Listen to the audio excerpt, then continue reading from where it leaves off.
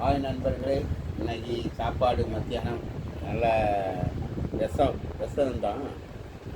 நல்லா இருக்குது. நல்ல அரிசி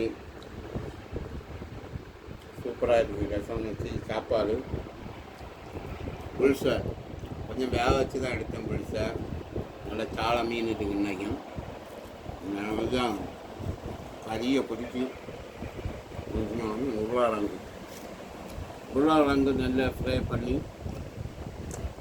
நல்ல மிளகு பொடி மசாலா எல்லாம் போட்டு நல்லா ஃப்ரை பண்ணி சூப்பராக இது கூட சாப்பிடுறது நல்லா இருக்குது. கப்பை கிளம்பி இருக்குது. கப்பை டெய்லி ஆகும்.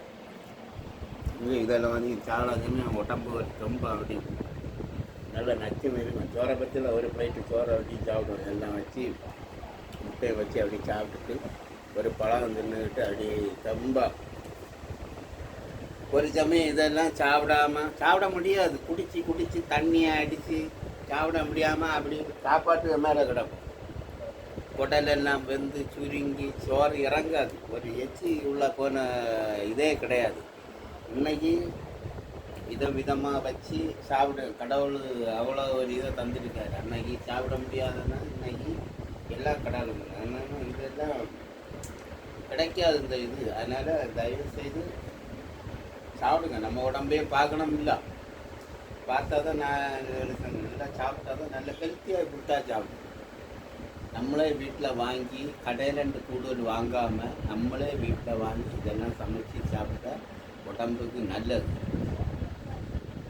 ஹோட்டலில் மற்ற மாதிரின்னா ஜோடா உப்பு சில இதுக்கள் சேர்த்து அந்த கலர் இதெல்லாம் சேர்த்து குழந்தைகளுக்கெல்லாம் ஆகாது. அது உடம்பை இது பண்ணிட்டு நம்ம ஸ்கின் அலர்ஜி இந்த மாதிரிப்பட்ட இதுகளெல்லாம் வரும்.